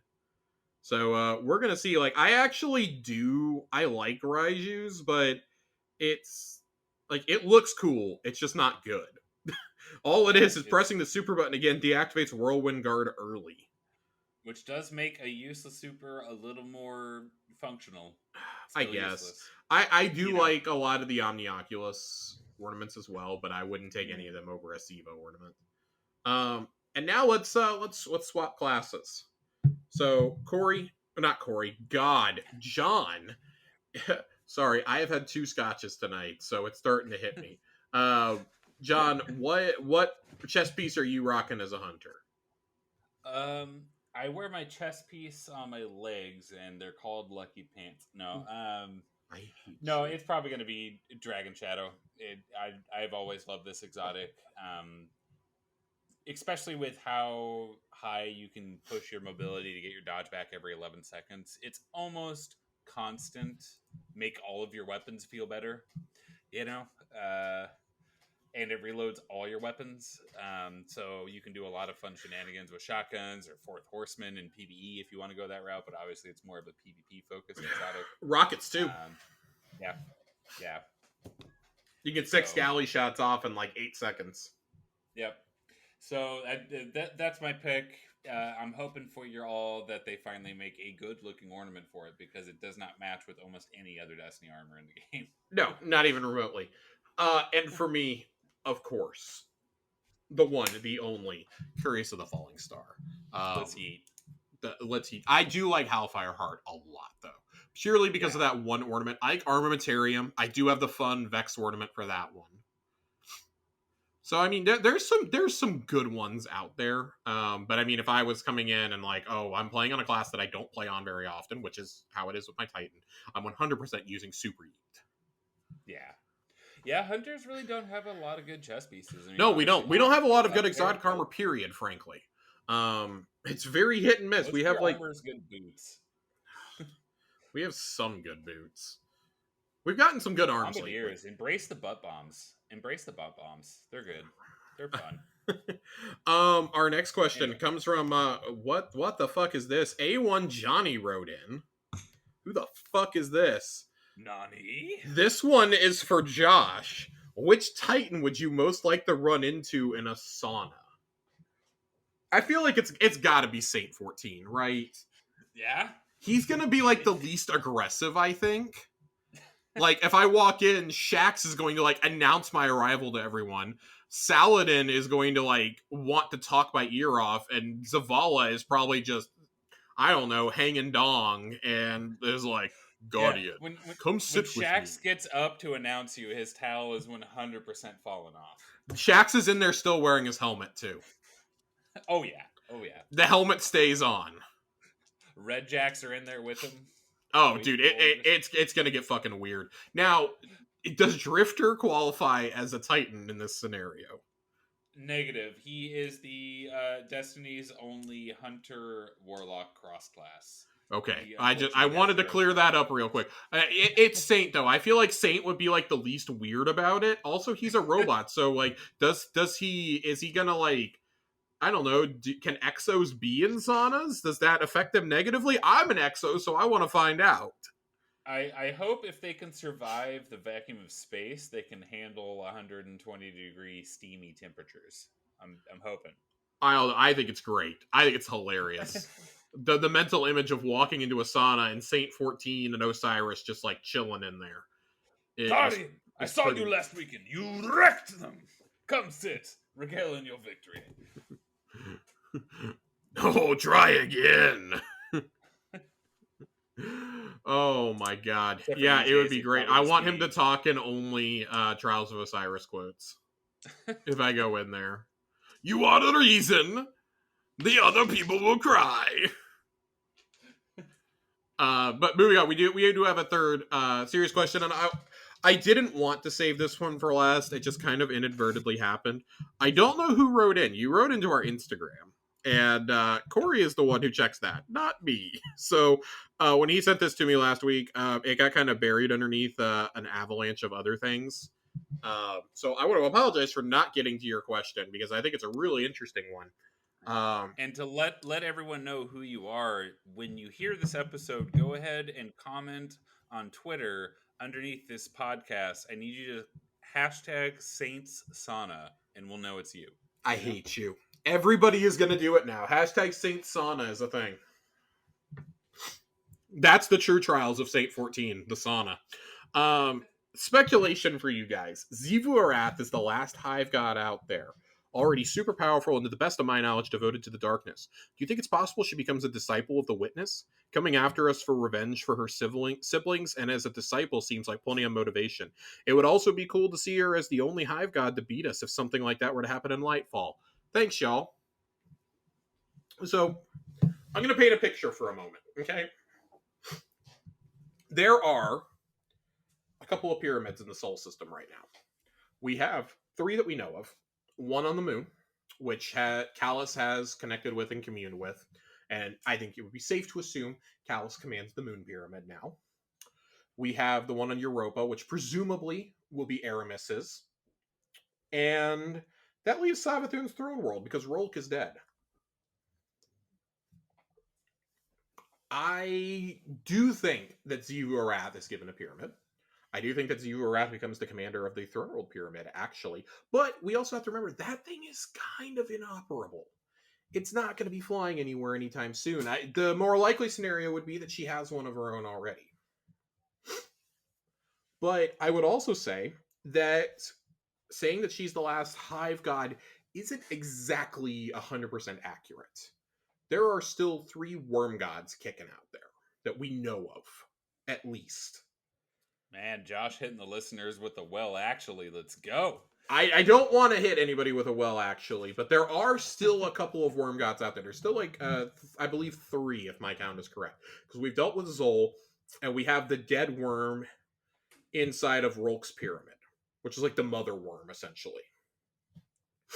So that leaves us with 3. I don't know how, if, or when we deal with those. Just full disclosure. That may be something that we deal with in like some Final Shape seasons or some dungeons or something like that. Xivu Arath, I don't think is going to be as scary as we think she is, because Savathun was scary because we had her built up for so many years. Savathun was a big deal because she's the god of trickery. What Xivu Arath is she's the god of war. So I think, if anything, maybe we go to her war moon at some point. I know it's long been a theory that, yes, Tortoball was destroyed, but what if Xivu Arath, because Xivu Arath was the one who destroyed Tortoball, what if she remade it into a war moon? I think seeing a hive war moon would be something that the franchise desperately needs, but I'm also like, I can't believe I'm going to say this, I'm not entirely convinced that we deal with Xivu Arath before the final shape, because you have to look at it this way. Go ahead, John. Go ahead. Get your thoughts. I have a wild harebrained theory, and maybe as a resident lore master, you'll have something conflicting to put me in check here. But as far as I see it, the Witch Queen and the Taken King were kind of pairs with each other. We spent all that time building up to Savathun. We had the bombshell in the Witch Queen that the hive were basically tricked into becoming subservient to the worm gods and by proxy the darkness. What if Xivu Arath learns this and joins us in our fight to take down the Witness? I don't think we're ever going to ally with the Vex, but it seems a little weird that we went through this whole thing to... You're not wrong. So you're not wrong. This is part of where my line of thought was going to take me to. Not to the same conclusion, but kind of close. You have to look at the big enemies we still have to take care of. And I know that Corey and I have broken this down before, but quick recap, we have the Witness, we have Callus, we have Xivu Arath, we have Aramis, like once and for all Aramis. Mm-hmm. She's as bad as fucking Tannix at this point. Tannix has got at least one more in him.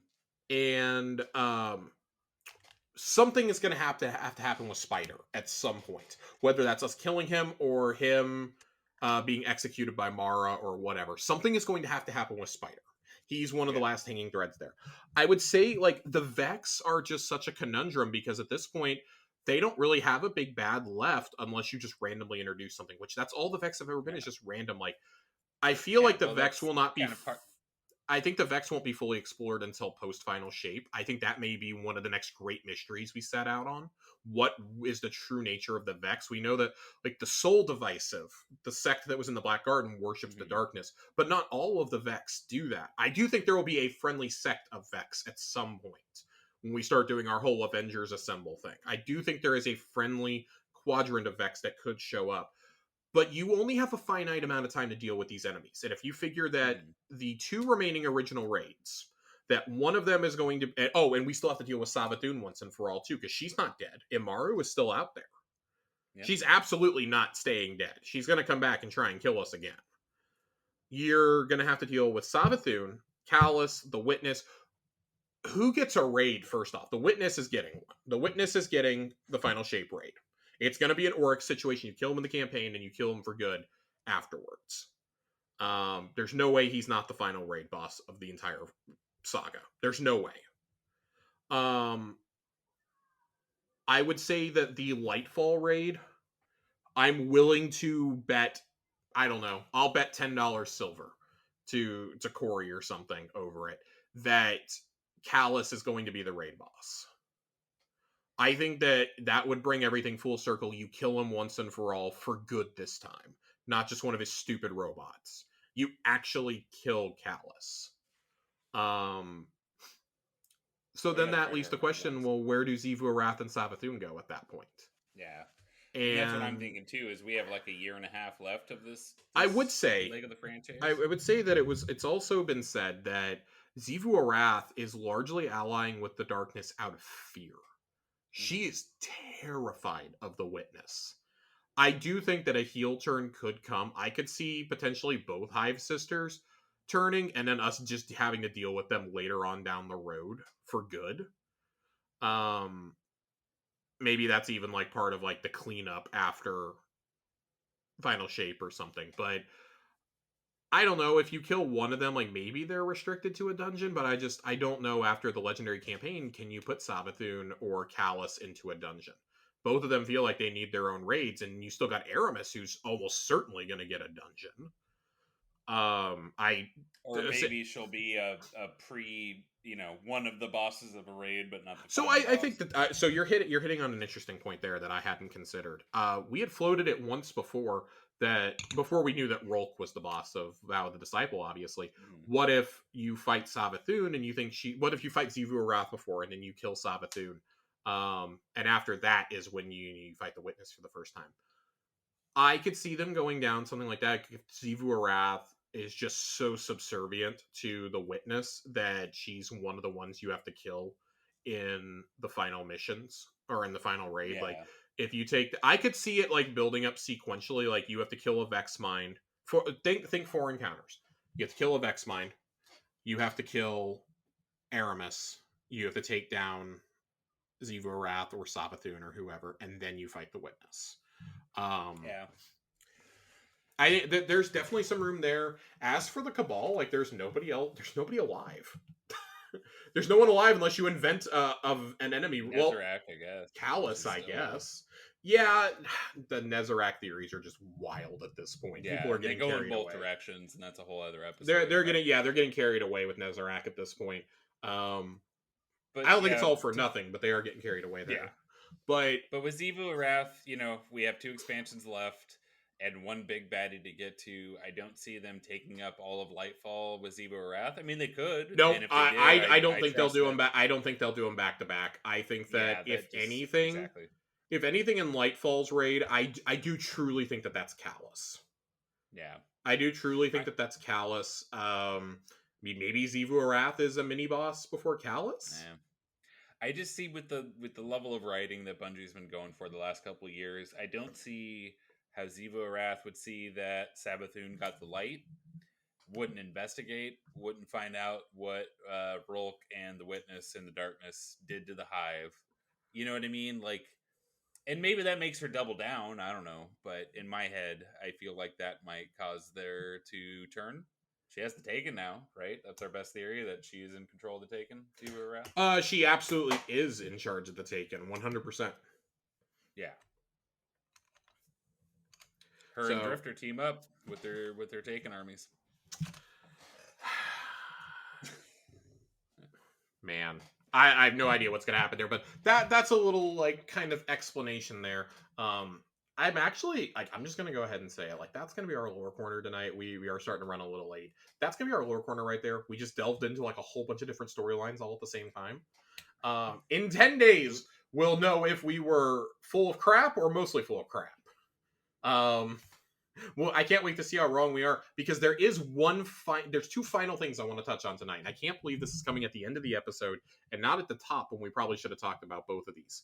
One, you know me, I don't like talking about leaks on here, but this one was posted by an official Bungie dev, kind of unwittingly, on his art station. Probably didn't think that people were going to see it and send it viral. But there is distinctly a new. It's a finisher animation for the scythe animation for this season. But in it, you can see, and this could very well be dev tools, but there are 3 melees on there. There is a new super logo, and it is all green. It is not. It's not blue or anything. That is straight up green. And the best theory is that this is the long-awaited 5th element, the Vapor class, that we were rumored to supposed to have gotten with Witch Queen, but they chose to put it off in favor of subclass 3.0, which incredible which was move, the by right the way. decision. It was the right decision. I do think it's time, though. If you're going to do something called Lightfall, it's time. I've got some absolutely wacky theories about what Lightfall could mean that I've already shared with John. I'm going to save them for next week. I want Corey to be back for that conversation so we can get some final predictions for the showcase. But my absolute last note here, and this is a big one. Last night, one of the seasonal story heads, Julia Nardin, tweeted out that she has officially been promoted to the head of narrative for the entire franchise. And that Definitely well is earned. such an incredible move.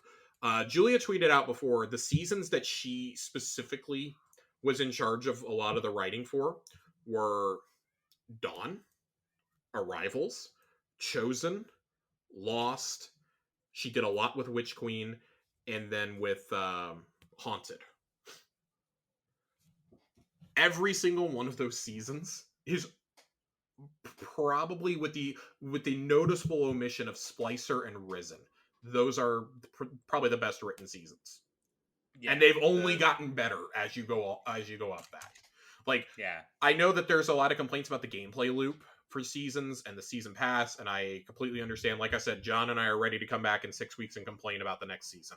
But one thing you the cannot writing has argue, not been the problem. the story is far from the problem. And it's funny because at one point the story, I think back to how everybody's like, oh my god, they took away Black Armory, oh my god, they took away the Menagerie, yeah, they took away the Reckoning. What fucking story were you getting out of those seasons? That's what I want to come back to. Even season of the Worthy had some good story in it. Even And that season Worthy, was abysmal in every other department. even Worthy had some decent story development. I mean, the pyramids randomly showing up was great on the bunker computer, but Yeah, and everything with Fellwinter was the awesome. stuff with the stuff with Fellwinter, and I mean, you got to circle back to that, but I look at the scheme of things, and like we still don't have any idea what the 9 is. Like, clearly some things are going to have to wait until after the final shape. Like, I don't think we're finding out what the 9 are beforehand. I don't think that we're finding out who Zur is. I don't know if we're going to get the truth about Feltwinter being told to Saladin by then. There are so many things that I just don't know if they're going to be able to cover. And then I think, like, what was the purpose of Black Armory? What is the Menagerie did not move the story forward in any meaningful way outside of the Crown of Sorrow. And even that, like, you had to read a bunch of lore. Like, it didn't have an actual, like, playable story you were going through.